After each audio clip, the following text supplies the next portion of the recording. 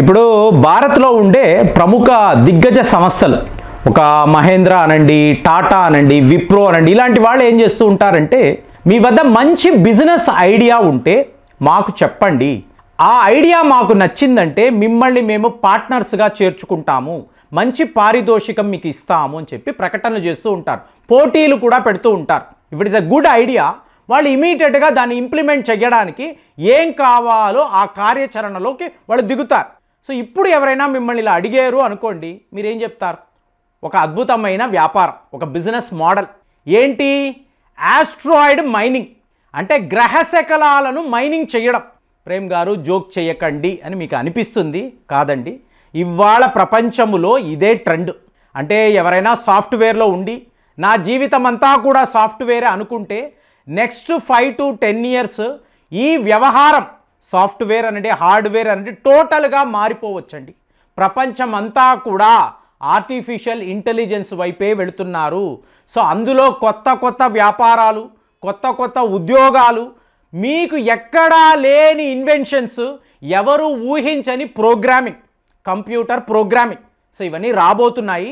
కాబట్టి యువకులు ఎవరైనా చూస్తూ ఉంటే, మీకు యువ తల్లిదండ్రులు చూస్తూ ఉంటే ఇంకా కూడా ఈ సాఫ్ట్వేర్ని పట్టుకొని వేలాడడం మానేసి కొత్తగా ఆలోచించండి. భవిష్యత్ అంతా కూడా మీదే. మీకు ఎవరైతే ఇన్నోవేషన్తో ఉంటారో, కొత్త కొత్త విషయాలు ఆలోచించగలరో వాళ్ళదే ప్రపంచము అని ఇవాళ మేధావులు మాట్లాడుతున్నారు. అలాంటప్పుడు చూడండి, స్టీవెన్ స్పీల్బర్గ్ అని చెప్పి ఒక ప్రముఖ దర్శకుడు, చాలా గొప్ప దర్శకుడు. ఇతను బిగినింగ్ నుంచి కూడా ఈ ఎక్స్ట్రా టెరిస్ట్రియల్ అంటే ఏలియన్స్, వీళ్లకు సంబంధించిన చిత్రాలు ఆయన ఎక్కువ తీసేవాడు.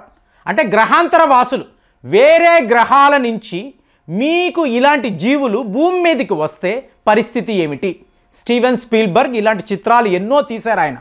ఆయనకు ఒక ఫ్యాసినేషన్ ఏమిటి అంటే, ఈ ప్రపంచంలో ఎక్కడైనా ఒక గ్రహ శకలం పడింది, ఒక ఆస్ట్రాయిడ్కి సంబంధించిన ఒక పీస్, ఒక రాక్ పడింది అనుకోండి, ఇమీడియట్గా స్పీల్బర్గ్ గారికి ఈ ఇన్ఫర్మేషన్ వచ్చేస్తుంది.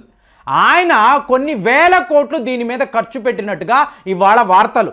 ఇమీడియట్గా అక్కడ ఆయన వాలిపోతాడు. నాకు కూడా తెలీదు, నేను చాలా స్పీల్బర్గ్ని ఫాలో అవుతూ ఉంటాను. ఆయన ఈ పనిలో ఉన్నట్టుగా నాకు తెలియదు. సో ఒక ఆఫ్రికా అనండి, లేదా సౌత్ అమెరికా అనండి, ఎక్కడైనా కూడా ఒక గ్రహశకలం పడింది అంటే అక్కడ స్పీల్బర్గ్ గారు పారిపోతారు. అక్కడికి వెళ్ళిపోయి నీకు ఎంత డబ్బు కావాలి, ఇది నాకు ఇచ్చే, అంటే ఈ రాయి, మీకు ఒక చంద్రమండలం అనండి, లేదా కుజగ్రహానికి పక్కన తిరుగుతున్న ఈ గ్రహ శకలాలు ఏవైనా వచ్చి భూమి మీద పడితే ముందు దాన్ని కొనుక్కోవడానికి ఈయన ప్రయత్నాలు చేస్తారు. అలాగే ఇంకొక వ్యక్తి ఈలాన్ మస్క్. ఇప్పుడు ఈలాన్ మస్క్కి సంబంధించి స్పేస్ ఎక్స్, పదే పదే అంతరిక్షంలోకి రాకెట్లు వెళ్ళడము, తిరిగి రావడం. సో ఇలా ఈయన ఈ పనిలో ఉన్నప్పుడు ఈయన ఏం మాట్లాడుతున్నాడు అంటే, ఎర్త్లో మీరు మైనింగ్ చేస్తున్నారు, వాతావరణాన్ని అంతా కలుషితం చేస్తున్నారు, గాలి అనేది ప్యూర్గా లేదు, మీకు నీరు అనేది ప్యూర్గా లేదు, ఎటు చూసినా కూడా పొల్యూషన్ని మీరు స్ప్రెడ్ చేస్తున్నారు, ఇది అక్కరలేదు, మనము ఆపేద్దాము, ఎర్త్లో మైనింగ్ అనేది చెయ్యకూడదు. అంటే ప్రకృతిలా ఉండాలి. ఇప్పుడు ఎంతోమంది గ్రామస్తులు వెళ్ళి పోరాటాలు చేస్తారు, మీరు ఇక్కడ మైనింగ్ చేయడానికి లేదండి, ఇది మా కొండ, ఇది మా చెట్లు, మా అడవి, ఇక్కడ మీరెవరు ఇలాంటి యాక్టివిటీస్ చేయడానికి? గ్రామస్తులు అడుగుతారు. ఇందులో న్యాయం ఉంది. కాబట్టి ఇవాళ ఈలాన్ మస్క్ ఏమంటున్నారు, రేపు మనం మార్స్కి వెళ్తాం కదా, 5-10 ఏళ్లలో మొత్తం రెడీ అయిపోద్దండి. సో ఇప్పుడు మీరు మార్స్కి వెళ్తారు కదా, మార్స్లో మనం మైనింగ్ చేద్దాము, ఆ రాయిని మనం భూమి మీదకి తీసుకువద్దాము. ఏమీ లేదు ఫ్రెండ్స్, ఇప్పుడు మీ శ్రీమతి గారు ఉన్నారు, ఆవిడ ఒక పెళ్ళికి వెళ్ళారు, నల్ల రంగులో ఆవిడ ఒక దండ వేసుకొని ఉన్నారు. సో అది చూడ్డానికే విచిత్రంగా ఉంది. వెంటనే ఫ్రెండ్స్ వెళ్తారు, ఏమ్మా ఏంటి ఇలాగా ఒక విచిత్రమైన దండ వేసుకొని ఉన్నావు, ఏంటి దీని స్పెషాలిటీ అంటే, ఇది ఒక 80 లక్షలు ఉంటుంది. ఏది? నల్ల రాయి, రాయితో చేసిన దండ 80 లక్షల అంటే, అవునే, మా ఆయన చంద్రమండలం వెళ్ళినప్పుడు అక్కడ రాయి తీసుకొచ్చారు, ఆ రాయి నుంచి మేము ఈ నెక్లెస్ అనేది తయారు చేసాము అని చెప్పి ఆవిడ చెప్తే మీకు ఎలా ఉంటుంది? ఇదంతా ఒక జోక్లా అనిపిస్తుంది. జోక్ కాదండి, ఇది వాస్తవం అండి. త్వరలోనే ఇలాంటి విచిత్రాలు మనం చూడబోతున్నాం. మార్స్లో తీసుకొచ్చిన రాయి, దాని నుంచి ఒక నెక్లెస్, జ్యువెలరీ తయారు చేసి మీకు వేల కోట్లలో వ్యాపారము చేయడానికి వందల సంస్థలు అమెరికాలో, ఫ్రాన్స్లో, జర్మనీ లాంటి దేశాలలో ఇవాళ వీళ్ళు రెడీ అయిపోతున్నారు. రాకెట్ ఉంటే నేరుగా ఇంకొక గ్రహానికే, మొన్న మాట్లాడాను, వజ్రముతో చెయ్యబడిన నక్షత్రం. ఒకవేళ మీరు అక్కడికి వెళ్ళగలిగారు అనుకోండి, 1 కేజీ వజ్రాన్ని తీసుకొచ్చారు అనుకోండి, మీకు ఎలా ఉంటుంది? ఇప్పుడు ఇవాళ 1 గ్రాము ఇలాంటి రాయితో చేసిన ఆభరణము మీకు 5,000 రూపాయలు. 1 గ్రాము 5,000 రూపాయలు. అదే 1 గ్రాము మీకు 1,00,000 రూపాయలు కూడా. ఈ రాయి మీకు ఎక్కడి నుంచో పడింది. మొన్న న్యూజిలాండ్లో ఒక భార్యాభర్తలు ఉన్నారు. సో సడన్గా వాళ్ళ ఇంటి పైకప్పు మీద ఇలాంటి ఒక గ్రహశకలం వచ్చి పడింది. మీకు ఎంత? 1.2 కేజీస్. సో ఇది తెలిసిన వెంటనే వాళ్ళ ఇంటి ముందు కుప్పలు తెప్పలుగా జనాలు, వ్యాపారులు, అమ్మా నువ్వు ఎన్ని కోట్లు అడిగినా మేము తీస్తాము, ముందు ఆ రాయి మాకు ఇచ్చే. ఎంత? 1.2 కిలో. సో మనం 1 గ్రామ్ గురించి మాట్లాడుతున్నాం, వీళ్ళకి ఏకంగా 1.2 కేజీస్ మీకు ఇలాగ ఈ గ్రహశకలం దొరికింది. వీళ్ళు ఆలోచించారు, ఇది తప్పు కదా, చాలా దేశాల్లో ఇది ఇల్లీగల్ అండి. మీరు కెనడాలోను అమెరికాలోను ఇలా మీ ఇంటి మీద గ్రహశకలం పడింది, వెంటనే దీన్ని మీరు అమ్మేద్దామని అనుకుంటే ఇది ఇల్లీగల్ పని.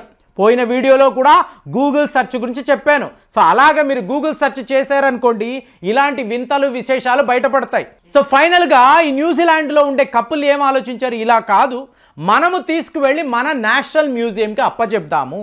సో ప్రజలు వస్తారు, విచిత్రంగా చూస్తారు, మన ఫోటోలు అక్కడ పెడతారు అనుకొని నేరుగా వీళ్ళు వెళ్ళి న్యూజిలాండ్ గవర్నమెంట్కి ఈ గ్రహశకలాన్ని ఇచ్చేశారు, అంటే ఈ రాయిని అప్పచెప్పారు.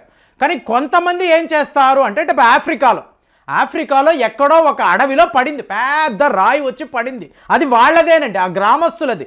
వాళ్ళు దాన్ని పగలగొట్టి ముక్కలు చేసి అమెరికా వ్యాపారులకు, ఈ యూరోప్కి సంబంధించిన బిజినెస్ మ్యాన్ వీళ్ళకి విచ్చలవిడిగా అమ్ముతూ ఉంటారు.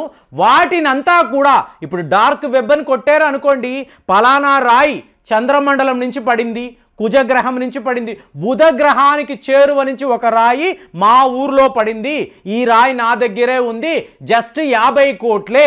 ఇలాంటి ఆఫర్లు కూడా మీరు గూగుల్ సెర్చ్ కొట్టారు అంటే జాగ్రత్తగా, ఇల్లీగల్ వ్యవహారాల్లో జాగ్రత్తగా ఉండండి.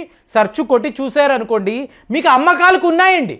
అంటే ఇవాళ వీళ్ళు ఏం మాట్లాడుతున్నారంటే, రేపు ఇది అంటే ఆస్ట్రాయిడ్ మైనింగ్ అనేది లీగల్ బిజినెస్ అయిపోతుంది. కాబట్టి మీ పిల్లలు ఏం చదువుకోవాలి అంటే EEE లేదు IIT సాఫ్ట్వేర్ ఇది కాదండి, ఆర్టిఫిషియల్ ఇంటెలిజెన్స్లో వెళ్తాను నానా, ఇక్కడ ఆస్ట్రాయిడ్ మైనింగ్ అనేది జరుగుతుంది. నక్షత్రాల దగ్గరికి వెళ్ళి అక్కడ నుంచి ఈ రాళ్లను తెచ్చుకునే ప్రక్రియ కూడా ఇవాళ స్టార్ట్ అయింది. రాకెట్లో మనం అక్కడికి వెళ్ళవచ్చు. ఇదంతా మీ పిల్లాడు మీకు చెప్తాడు. సో రేపు ఆస్ట్రాయిడ్ మైనింగ్ అనేది చాలా పెద్ద సబ్జెక్ట్ అండి. సో ఇందులో ఏంటి, స్పేస్ ఇంజనీరింగ్ అని ఉంటుంది, అలాగే ప్లానిటరీ సైన్స్ అని ఉంటుంది. మీరు ఇప్పుడు ఆర్మాగడమ్ అని ఒక చిత్రం ఉంది చూసారా, ఆ చిత్రం యొక్క స్టోరీ ఇదేనండి. ఈ టీం వాళ్ళు ఒక ఆస్ట్రాయిడ్లోకి వెళ్ళి మైనింగ్ చేసి దాని దారిని మళ్ళిస్తారు. ఎందుకు? అది భూమి మీద పడబోతుందని చెప్పి అమెరికాలో శాస్త్రవేత్తలు చెప్తారు. Similar story. అంటే మీరు రాకెట్లో వెళ్తారు, పలానా గ్రహశకలం అక్కడ తిరుగుతుంది, ఇది ఇంత పెద్దది, ఇందులోకి మనం దూకి మనం మైనింగ్ చేసి ఆ రాళ్లను మళ్ళీ రాకెట్లోకి తెచ్చుకొని భూమి మీదకి వద్దాము, ఇక్కడ మనము 1000 కోట్లలో వ్యాపారము చెయ్యవచ్చు. ఇది ఈలాన్ మస్క్ ఆలోచిస్తున్నారు, స్టీవెన్ స్పీల్బర్గ్ ఆలోచిస్తున్నారు, ఇంకా ఎన్నో సంస్థలు ఇదే పనిలో ఉన్నారు. ఇంకా భారత్కి ఈ సబ్జెక్టు కొత్త, కానీ అమెరికా, యూరోప్లో ఇదే పని మీద ఉన్నవాళ్ళు ఎంతోమంది. ఒక వీడియోలో మాట్లాడాం, చందమామలో రియల్ ఎస్టేట్ వ్యాపారం, పలానా ఎకరము ఇంత ధర అని చెప్పి ఇవాళ వాళ్ళు చెప్తున్నారు. మనకు కామెడీగా ఉంది, ఫేక్గా ఉంది. రేపు 10 ఏళ్లలో ఇదే రియాలిటీ అండి. అక్కడ కొనుక్కోవడానికి ఒక షారూక్ ఖాన్ అనండి, ఆమీర్ ఖాన్ వీళ్ళందరూ కూడా డబ్బులు పెట్టి ఉన్నారు, అక్కడ వీళ్ళు భూములు కొన్నారు. అలాంటప్పుడు ఈ రాళ్లకు ఎంత డిమాండ్ అంటే, మనం ఒక వజ్రము అంటాము, బంగారము అంటాము, వెండి అంటాం, కాదండి. గ్రహశకలాల నుంచి పడిన ఈ రాయి ఉంది చూసారా, దానికి ఉన్న వాల్యూ ఇరీడియం కన్నా, అంటే మీకు రైస్ పుల్లింగ్ మెకానిజం అంటారు చూసారా, దానికన్నా ఇది పవర్ఫుల్గా ఉంటుంది. దీని ముందు ఏ మినరల్ అనండి లేదా ఏ రేర్ ఎర్త్ మెటల్ అనండి నిలబడలేదు. ఎందుకు? ఈ ధర ఎందుకు? వేరే ఎక్కడో మీకు అంతరిక్షంలో నుంచి భూమి మీదకి పడుతుంది కదా, మరి పడినప్పుడు దీని వాల్యూ ఎంత ఉంటుంది? ఒక చక్కని నెక్లెస్ వేసుకుంటే ప్రపంచమంతా మన వైపే చూస్తుంది కదా. మహిళలు ఆలోచిస్తారు, పురుషులైతే ఒక మంచి బెల్ట్ చేసుకుందాము లేదా మంచి షూ వేసుకుందాము, చేసుకుందాము ఇలాగంతా కూడా ఆలోచిస్తారు. వెర్రి అనేది 1000 రకాలుగా ఉంటుంది కాబట్టి ఇప్పుడు ఈ గ్రహ శకలాల మైనింగ్ అనేది ఒక మేజర్ సబ్జెక్ట్ అండి. పిల్లలు చదువుకోబోతున్నా అంటే అకాడమిక్గా కూడా దీనికి ఒక వాల్యూ ఉంటుంది. ఎప్పుడు నెక్స్ట్ 5 to 10 years మీ పిల్లలు చిన్నవాళ్ళైతే ఈ విషయంలో ఇవాళే ఆలోచించండి, అద్భుతమైన రిజల్ట్స్ మీకు దొరుకుతాయి. మరి ఇలాంటి విచిత్రాన్ని మీరు విన్నారా, లేదా మీరు గూగుల్ సెర్చ్లో చూసారా, లేదా ఇప్పుడే వింటున్నామండి ఇంకా ఇందులో అడ్వాన్స్డ్ స్టడీస్ కూడా ఉన్నాయని మీరు భావిస్తున్నారా? దయచేసి కామెంట్స్లో రాయండి. మళ్ళీ వచ్చే వీడియోలో కలుద్దాం. జై హింద్.